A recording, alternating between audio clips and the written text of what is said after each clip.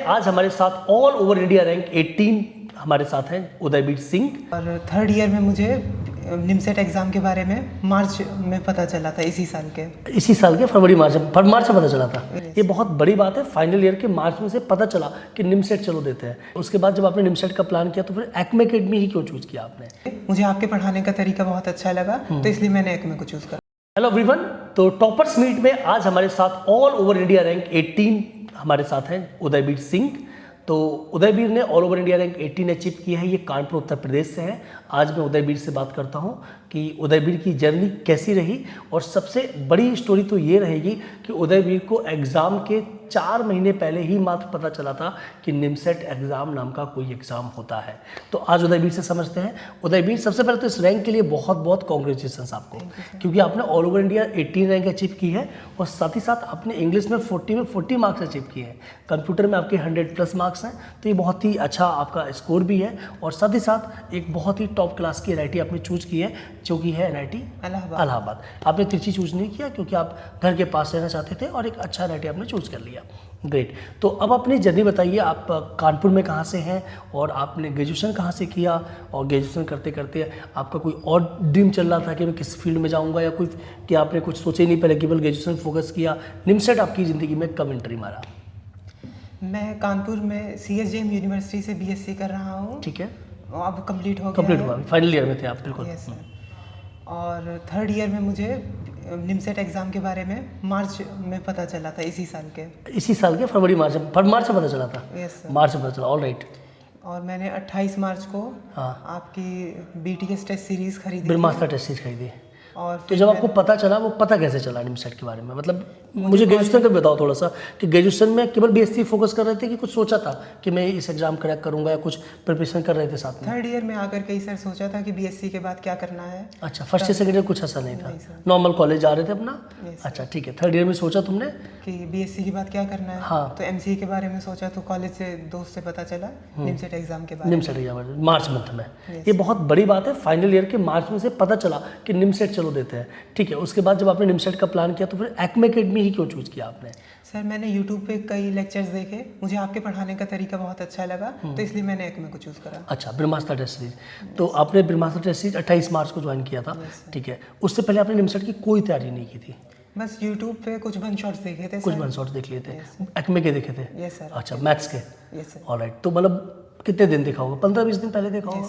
मतलब उससे पहले कुछ फरवरी, मिड मार्च से पहले कुछ नहीं। मतलब ठीक है, बहुत बड़ी बात है ये कि मिड मार्च से पहले निमसेट के बारे में ना तो पता है, ना मैंने कुछ भी तैयारी की है, उसके बाद ही तैयारी शुरू करी है।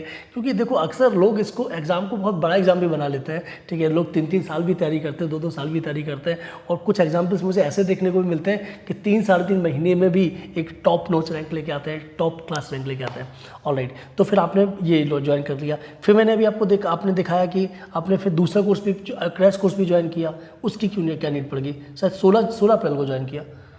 यस सर, मैंने अप्रैल में किया था। हाँ। मुझे कुछ लेक्चर्स देखने की नीड लगी कि मेरी प्रिपरेशन और अच्छी हो जाएगी। अच्छा, तो उससे फिर आपने क्या क्या पढ़ाई की? मैंने मैथ्स के कई लेक्चर्स देखे थे, और कंप्यूटर के भी लेक्चर्स देखे थे। ऑलराइट। और क्वांट वगैरह रीजनिंग वगैरह आपका पहले से था कि वो भी प्रिपेयर साथ में किया इसी टाइम वो पर? सर पहले से था। मतलब वो पहले से था आपका, ग्रेजुएशन के पहले से ही?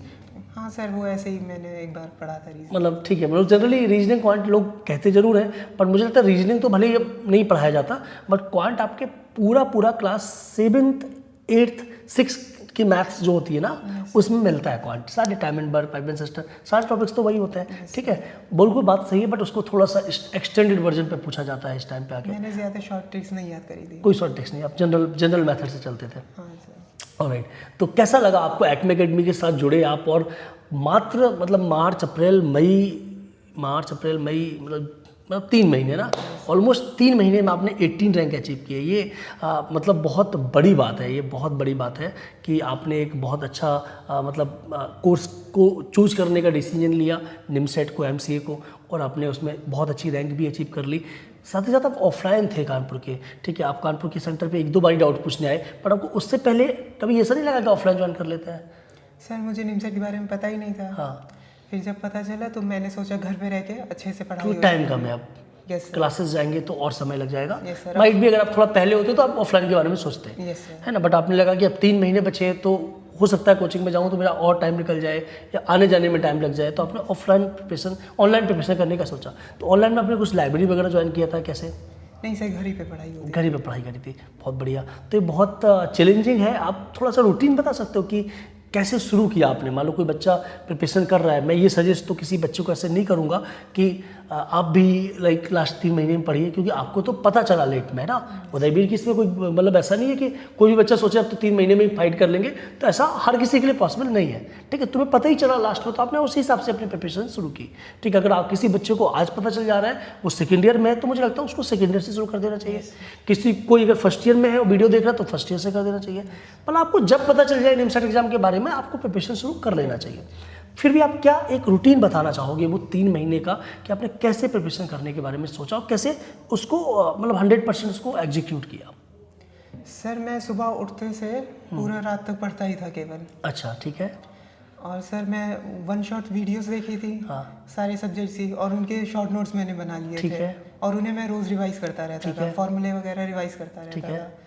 और मैंने मॉक टेस्ट भी बहुत दिए थे, हाँ। और उन्हें मैं अच्छे से एनालाइज करता था। और आपकी जो 17 लेक्चर की सीरीज हुई थी, हाँ। Most important question MIQs। MIQs की, हाँ, उनके क्वेश्चंस को अच्छे से समझ लिया था। ठीक है। एक क्वेश्चन मतलब दोबारा गलत नहीं होना चाहिए था। ग्रेट, मतलब अंडरस्टैंडिंग बनाई उस क्वेश्चन के साथ कि ये ऐसे ही क्यों सॉल्व हो रहा है, और यस सर। जो कि मैं हमेशा बताता भी था कि आपको इसको समझ के चलना है, क्योंकि एज इट इज क्वेश्चन ना आए बट कंसेप्ट तो यही रहने वाली है, कंसेप्ट नहीं बदलेगी।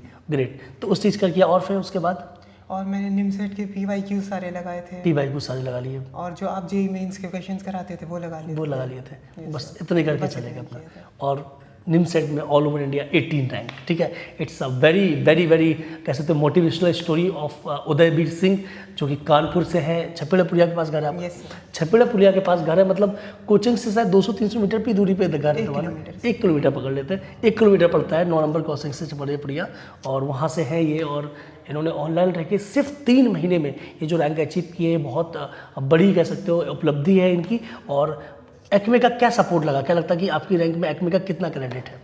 सर मेरी सफलता में एक्मे का बहुत योगदान है, और आपके पढ़ाने का तरीका बहुत अच्छा था, और डाउट्स भी सारे क्लियर हो जाते थे, और एक्मे का बहुत योगदान है। ओके, चलो इसी तरीके से आगे आप प्रिपरेशन करते रहें और बड़े बड़े एग्जाम्स को ऐसे क्लियर करते रहें। बिल्कुल कूल रहें, ऑल टाइम कूल रहें, कोशिश करें कि हमेशा कूल रहें, क्योंकि प्रेशर लेने से भी चीज़ें कुछ गड़बड़ हो जाती है।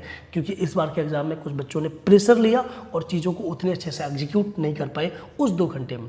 आपने प्रेशर उतना नहीं लिया, आप कूल रहे। एग्जाम को करते टाइम आपने क्या स्ट्रेटजी अपनाई थी, चाहिए बताइए। चलो एग्जाम हॉल के बारे में बात कर लेते हैं। आपके शुरू किया आपने क्वेश्चंस, तो क्या हुआ? सर मुझे पहले तो लगा था एग्ज़ाम थोड़ा कठिन आया है, लेकिन फिर मैंने सोचा कि अगर मेरे लिए कठिन है तो बाकियों के लिए भी कठिन होगा। जो मैं हमेशा लाइन बोलता हूँ। यस सर, मैंने आपकी वीडियोस कहीं देखी थी। हाँ। आपकी गाइडेंस बहुत काम आई थी। हाँ, मैं हमेशा बोलता हूँ टफ लग रहा तो बहुत अच्छी बात है, ये तो सबके लिए टफ है। हाँ, फिर और मैंने कोई क्वेश्चन गेस नहीं किया था, तो मेरे नेगेटिव भी कम हुए थे, और मैंने पेपर पूरा फिर अटेम्प्ट किया था शांत दिमाग से। जो आ रहा है कर रहे हैं Yes, अपना, sir। कोई मतलब जितना हो कुछ जाता है। क्योंकि आपने मैं देखा लास्ट में इंग्लिश में भी 40 मार्क्स, समझ रहे हो। इस बार इंग्लिश था, इंग्लिश का भी बताइए कुछ राज आप, कि इंग्लिश की कुछ प्रिपरेशन की थी कि पहले से इंग्लिश है ऐसी? इंग्लिश मेरी रीडिंग करना एक हॉबी है। हॉबी है आपकी रीडिंग? ओके, यस सर, बचपन से ही, तो इसलिए इंग्लिश मेरी अच्छी है। अच्छे। ऑब्वियसली इंग्लिश में अगर किसी बच्चे ने रीडिंग करना शुरू कर दिया तो वो तो फिर चाहे वो सिनोनिम्स हो, एंटोनिम्स हो, फिर कुछ भी हो, मतलब इंग्लिश से फिर तो उसका स्ट्रॉन्ग होना तय है। और वही एक रीजन रहा है कि मुझे नहीं लगता इंडिया में शायद ही कोई बच्चा होगा जिसने इस बार इंग्लिश में 40 लिए होंगे, क्योंकि इस बार की इंग्लिश आप देखोगे तो थोड़े अच्छे क्वेश्चंस हैं, है ना। घुमा के थोड़े पूछे गए हैं क्वेश्चंस, बहुत अच्छे पूछे गए हैं इस बार इंग्लिश के।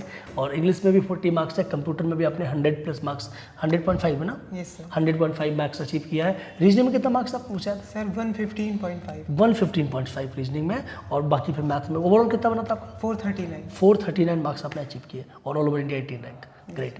क्या मैसेज देना चाहोगे जूनियर्स को जो आपके कानपुर यूनिवर्सिटी के बच्चे हैं? अगर वो ऑफलाइन ज्वाइन करना चाहते हैं एक्मे अकेडमी, तो उन्हें क्यों एक्मे अकेडमी ज्वाइन करना चाहिए, और ऑनलाइन लेना चाहते हैं तो क्यों एक्मे अकेडमी ज्वाइन करना चाहिए? कार्तिक सर का पढ़ाने का तरीका बहुत अच्छा है, इसलिए एक्मे अकेडमी को ही ज्वाइन करना चाहिए। और अदर टीचर्स का क्या आपको कैसा लगा? सुहेल सर की अगर आपने क्वांट की वीडियो देखी हो, प्रीतेश सर की रीजनिंग नहीं की, सर, मेरे पास इतना टाइम नहीं था, मैंने मैथ्स की मेन सिर्फ प्रिपरेशन मेन मैथ्स की प्रिपरेशन की। रीजनिंग आपने कहा कि कर लेंगे इसको, यस या पीवाईक्यूज जो आपने किए होंगे साथ उससे कवर कर लिया होगा, पीवाईक्यूज और मॉक टेस्ट में जो जो आते थे, रीजनिंग आती थी उनके उस क्वेश्चन समझ लेते थे। एनालिसिस कर लेते थे। ऑब्वियसली तरीके 3 के महीने में questions तभी हो पाएगा, ऐसा नहीं है कि 3 महीने में आप सब देख लोगे। मैथ्स में भी आपने कौन से टॉपिक्स को पकड़ा कि मेरे से कौन से टॉपिक्स आपने पढ़े? सर मैथ्स में मैंने पूरा कंप्लीट किया था, पूरा, कोई मतलब चैप्टर नहीं छोड़ना, कुछ ही नहीं छोड़ा आपने, मतलब मैथ्स पूरा करके मैथ्स गए। पूरा किया था। आपने वो स्ट्रेटजी समझी कि 600 नंबर का मैथ्स है, मैथ्स पे काम कर लेते हैं, रीजनिंग तो कर ही लेंगे। और मैं बोलता हूँ आपकी इंग्लिश अच्छी है, रीडिंग्स कैपेसिटी अच्छी है, तो रीजनिंग ऑटोमेटिकली आपको समझ में आएगी। ठीक है, बहुत बहुत बेसिक सी बात है ये। अगर किसी की इंग्लिश अच्छी है, रीडिंग्स स्किल्स अच्छे हैं, तो वो बहुत अच्छा कर सकता है। ग्रेट, बहुत अच्छा लगा उदयवीर सिंह आपसे मिलके। और एक्मे का अवार्ड फंक्शन में आपको कैसा लगा? यहाँ पर आप आए, रायपुर सेंटर पे आप बैठे, कैसा लगा रायपुर सेंटर आज आपको, ये बताइए। सर बहुत अच्छा सेंटर था और अवार्ड सेरेमनी भी बहुत अच्छी थी और बहुत सारे नए लोगों से मिलने का मौका भी मिला और बहुत मज़ा आया था सर। बहुत मज़ा आया। चलो हम भी आपसे मिलने आएंगे इलाहाबाद NIT में, बहुत जल्दी मुलाकात करेंगे। और कुछ भी आपको लगता है तो आप एक्मे अकेडमी तक हमेशा रीच करिए। आपका हमारे पास हमारा नंबर आपके पास होगा। कुछ भी लगता है, अमन सर से भी उस दिन बात की, जो आपका फ्यूचर प्लान है उस पर हम लोग काम करना शुरू करेंगे अभी से। आपको जहाँ पे भी हेल्प की जरूरत पड़ती है, कभी भी रिसर्च में कुछ भी टॉपिक्स के बारे में डिसाइड करना है, तो डेफिनेटली हम लोग हेल्प करेंगे। ठीक है, चलिए ऑल द बेस्ट और इसी तरीके से आगे बढ़ते रहें। Thank you so much. तो मिलते हैं किसी नेक्स्ट टॉपर से। और अगर आप चैनल पे न्यू है तो चैनल को सब्सक्राइब कर लीजिए और बेल आइकन बटन जरूर दबा लीजिए, ताकि इस तरीके के इंटरव्यूज आपसे मिस ना हो। Thank you so much.